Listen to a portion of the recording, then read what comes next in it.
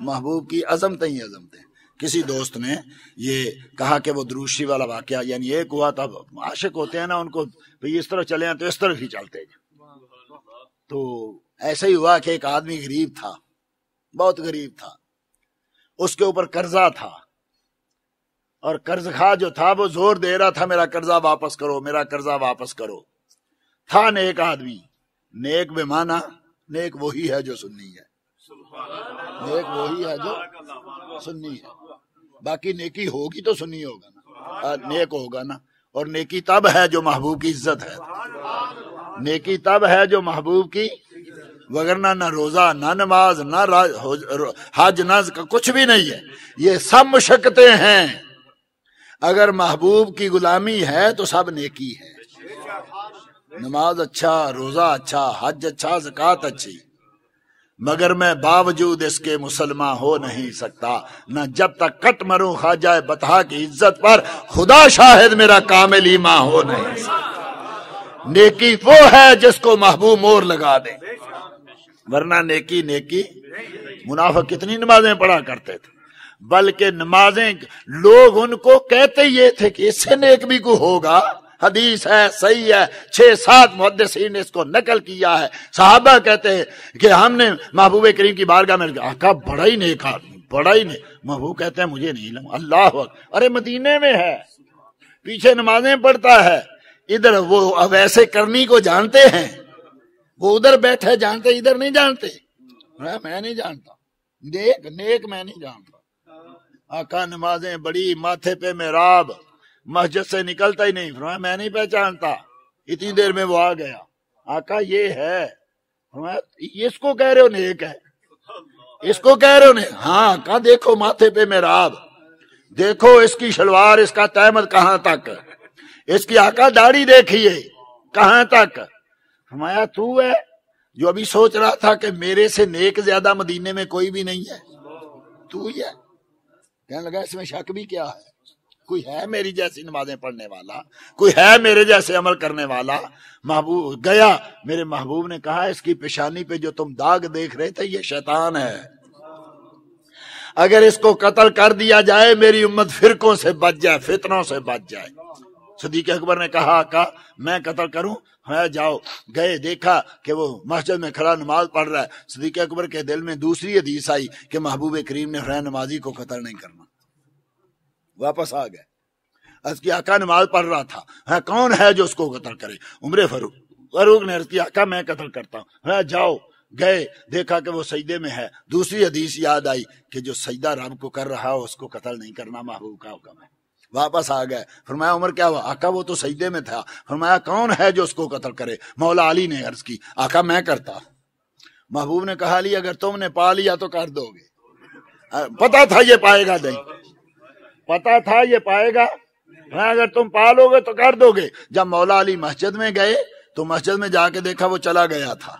فرمایا اگر آج اس کو قتل کر دیا جاتا میری امت فرقوں فتنوں سے بچ جاتی. عرض کرنے کا صحیح حدیث عرض کرنے کا مقصد یہ تھا کہ نیکی وہ جس پہ محبوب کی مہر ہو، ورنہ نیکی نیکی نہیں ہے. تو میں نے جو کہا نا وہ نیک تھا تو اس لیے کہا کہ وہ سنی تھا، وہ سنی تھا اس لیے کہ رات کو درود پڑھتا تھا. درود پڑھتے ہوئے سو گیا. میرے محبوب نے کرم کیا. میں کیوں پریشان ہے آقا؟ اتنا قرضہ دینا ہے، قرضہ نہیں بن رہا، پیسے نہیں بن رہے، قرض خواہ تنگ کر رہا ہے. فرمایا جاؤ سلطان محمود کے پاس چلے جاؤ، سلطان محمود غزنوی کے پاس چلے جاؤ. اس کو جا کے کہنا میرا اتنا قرضہ مجھے دے دو. صبح ہوئی، ڈرنے لگا بادشاہ کی بارگاہ، گواہ کون سا پیش کروں گا؟ کیا کہوں گا میں کہ مجھے نبی کریم نے حکم دیا، کیا گواہ لاؤں؟ پھر اسی پریشانی میں رات کو سو گیا. محبوب کریم تشریف لائے. فرمایا گیا نہیں آقا، گواہی کوئی نہیں ہے. میں اگر جا کے کہوں کہ مجھے دے دو نہیں دے گا، آپ کا نام لوں گواہی مانگے گا. کیا گواہی دوں میں اس کو کہ مجھے آقا نے حکم دیا؟ کہے گا تو جھوٹ بول رہا ہے. فرمایا جانا اور اس کو کہنا کہ تو 5000 بار روز درود بھیجتا تھا، کل بھول گیا تھا. کل تو بھول کے سو گیا تھا، یہی گواہی کافی ہے۔ جب وہ گیا سلطان کی بارگاہ میں گیا، مجھے اللہ کے محبوب نے بھیجا ہے، گواہی نہیں مانگی، دوڑا آیا، کیا ہوا؟ کہا اللہ کے نبی نے کہا ہے مجھے کہ اتنا مجھے دے دے کر میں نے آگے دینا ہے۔ فرمایا کیوں کہا ہے اور کیا دلیل ہے؟ کہا یہی دلیل ہے کہ مصطفیٰ نے کہا ہر روز 5000 بار درود شریف پڑھ کے تو سوتا تھا، کل پڑھنا بھول گیا تھا۔ یہ 5000 تیرا، یہ 5000 قرضے کا، اور یہ 5000 خوشخبری دینے کا۔ ارے تو محبوب پہ ایک بار بھیج، محبوب تجھے 10 بار یاد کریں۔ محبوب بھولنے والے، ارے ہم ہی نادان ہیں جو اس نبی سے دور ہو گئے۔ وہ نبی تو کرم فرمانے والے ہیں، کس کس کا ذکر کیا جائے۔ ارے یہاں ان کے غلاموں کے غلاموں کے غلام علم غیب جانتے ہیں، ان کے جانور جانتے ہیں، ان کے پاس آنے والے پرندے جانتے ہیں، ان کے پاس آنے والے چرندے جانتے ہیں۔ جس کو مس کر جائیں وہ پتھر بول بول کے بتا رہے ہیں۔ تو اس لیے یہیں پہ ختم کرتے ہیں، انشاءاللہ یہیں سے آگے شروع کریں گے کہ محبوب کریم صلی اللہ تعالی علیہ وسلم کو رب کریم نے کائنات کے ذرے ذرے کا علم عطا فرمایا۔ اور عقیدہ سنیو یہ رکھو، اپنے عقیدوں کو بچاؤ۔ ہر طرف ڈاکو ہیں، ہر طرف جو ہیں، اور ہر ایک کا یہودی ہو، عیسائی ہو، وہ ہندو ہو، وہ دیوبندی ہو، وہ وہابی ہو، وہ شیعہ ہو، ہر ایک کا تیر مصطفیٰ کی طرف چل رہا ہے۔ امام اہل سنت کی طرف ڈھال بن جاؤ، محبوب کریم کی ڈھال بن جاؤ۔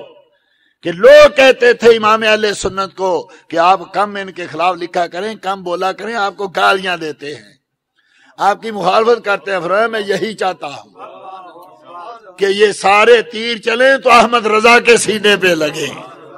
یہ جب تک میری مخالفت کریں گے میرے نبی کے خلاف تو نہیں نہ بولیں گے، میری ہر چیز میرے مصطفیٰ کے اوپر قربان ہو جائے۔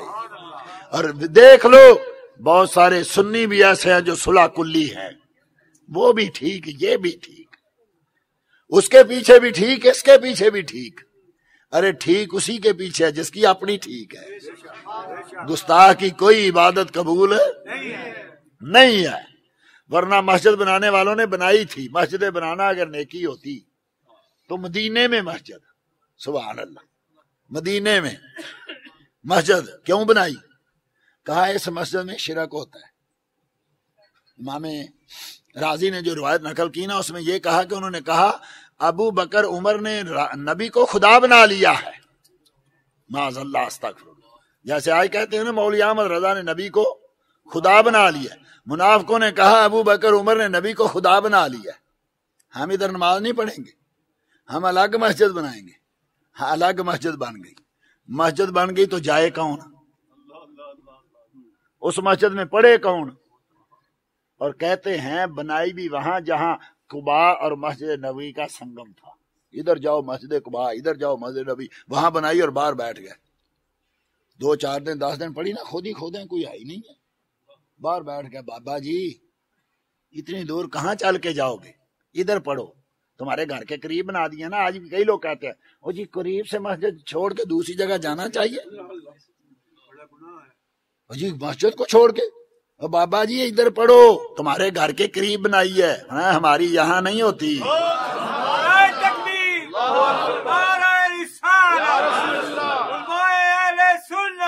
تمہاری کہاں ہوتی ہے، ہماری وہاں ہوتی ہے جہاں آمنہ کا لال ہوتا ہے۔ گھر کے قریب ہو یا دور ہو، عورتوں کو روکتے ہیں، بچوں کو روکتے ہیں، بوڑھے بوڑھے بابوں کو روکتے ہیں۔ قریب اس لیے تو بنائی تھی کہ یہاں پڑھو۔ فرمایا نہیں، نماز بھی پڑھیں گے، آقا کا دیدار بھی کریں گے۔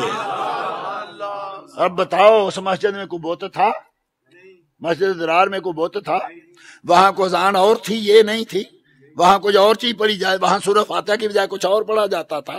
یہی اذان، یہی مسجد، یہی سورہ فاتحہ، یہی قول شریف۔ لیکن رب کریم نے فرمایا محبوب جاؤ، اپنے صحابہ کو ساتھ لے جاؤ، اس مسجد کو گراؤ اور اس کی بنیادیں اکھاڑ کے وہاں آگ لگاؤ۔ محبوب مجھے وہ مسجد نہیں چاہیے جہاں تیرا ذکر نہ ہو، خدا کا ذکر کرے اور ذکر مصطفیٰ نہ کرے، ہمارے منہ میں ہو ایسی زبان خدا نہ کرے۔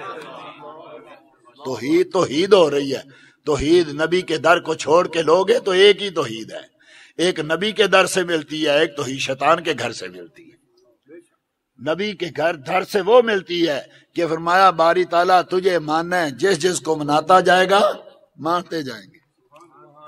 رب نے کہا نا کرو سجدہ آدم کو، کرو، سب نے کیا، ابلیس نے نہیں کیا۔ کیوں؟ کہا تجھے کیا ہے، تیرے سوا کسی کو نہیں کروں گا، تجھے ماننا ہے، تیرے سوا کسی کو نہیں مانوں گا۔ جبریل سے پوچھا تو نے کیوں کیا؟ فرمایا باری تعالیٰ تجھے کیا، جس جس کو کہتا جائے گا کرتے ہیں، تجھے ماننا ہے، جس جس کو منواتا جائے گا مانتے جائیں گے۔ یہ ہے جبریلی توحید۔ اور کہا نہیں، نبی کو بھی نہیں مانیں گے، وہ ایک ظالم، وہ نالائق، وہ کہتے ہیں اس دور میں نبی کو ماننا بھی حرام ہے، معاذ اللہ۔ کون سا تیرا دین ہے؟ دین یہی ہے، گر باؤ نہ رسیدی تمام بولا آ اس در پہ آ کہ دی ہماؤست، سارے کا سارا دین محبوب کے قدموں میں ہے۔ گر باؤ نہ رسیدی تمام بولا حبیث، علامہ اقبال نے کہا محبوب کے قدموں میں نہیں آؤ گے، ساری عمر نمازیں پڑھتے رہو، کبھی محمدی نہیں ہوگے، ابو لہبی ہوتے جاؤ گے۔ دین محبوب کے قدموں میں ہے، اس لیے سنیوں اپنے عقیدوں کو سنبھالو۔ بڑا نازک دور ہے، اور پھر یہ ایسا ملک جہاں ہر دوسری جگہ، اور کتنے بھولے بالے لوگ ہندوستان میں ہوتے تھے، پاکستان میں ہوتے تھے، ہم شرک کرتے تھے، یہاں آئے پتہ چلا ارے شرک اور توحید ملک بدلنے سے نہیں بدلتی، توحید وہ ہے جو آمنہ کے لال نے 14 صدیاں پہلے بتا دی تھی۔ اگر توحید والے کو اتنا خطرہ ہوتا تو لا الہ الا اللہ کے ساتھ محمد رسول اللہ نہ لگاتا۔ فرمایا اس کے بیان سے میری توحید نہیں ختم ہوتی، اس کا ذکر کرو، اس کا ذکر کرو گے تو میرا ہوگا۔ تو دعا کرو اللہ جل مجدہ الکریم زندہ رکھے تو سنی رکھے، مارے تو سنی مارے، اور قیامت کے روز اٹھائے تو سنی اٹھائے۔ ہم آئے بھی یہاں تمہارے لیے، اٹھے بھی وہاں تمہارے لیے، ہم تو وہاں بھی اٹھیں گے، اس لیے اٹھیں گے کہ آج تو سب کو جلائیں گے۔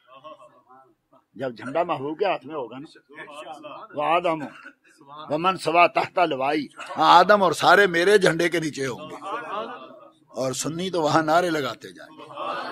وہاں تو شور نہیں ہوگا نا یہ قریب ہے دور ہے، یہاں یا رسول اللہ نہیں کہنا چاہیے۔ آج لے ان کی پناہ، آج مدد مانگ ان سے، کل نہ مانیں گے قیامت میں اگر مان گئے، کیونکہ وہاں تک کوئی جانے ہی نہیں دے گا۔ وہاں پھر جب ہر طرف سے سلامیں سلاتے، رب بھی بھیج رہا ہوگا، لوگ بھی بھیج رہے ہوں۔ کا ربوں کا مقام محمودہ، محبوب اب میں تجھے ایسی جگہ بٹھاؤں گا کہ جہاں جو بھی دیکھے وہ بھی تیری ثنا بیان کرے، میں دیکھوں میں بھی تیری ثنا بیان کروں۔ تو اس وقت جب ساری دنیا کہہ رہی ہوگی نا کاش معاشر میں جب ان کی آمد ہو، بھیجے سب ان کی شوکت پہ لاکھوں سلام، اور مجھ سے خدمت کے قدسی کہے ہاں رضا، مصطفیٰ جان رحمت پہ لاکھوں سلام۔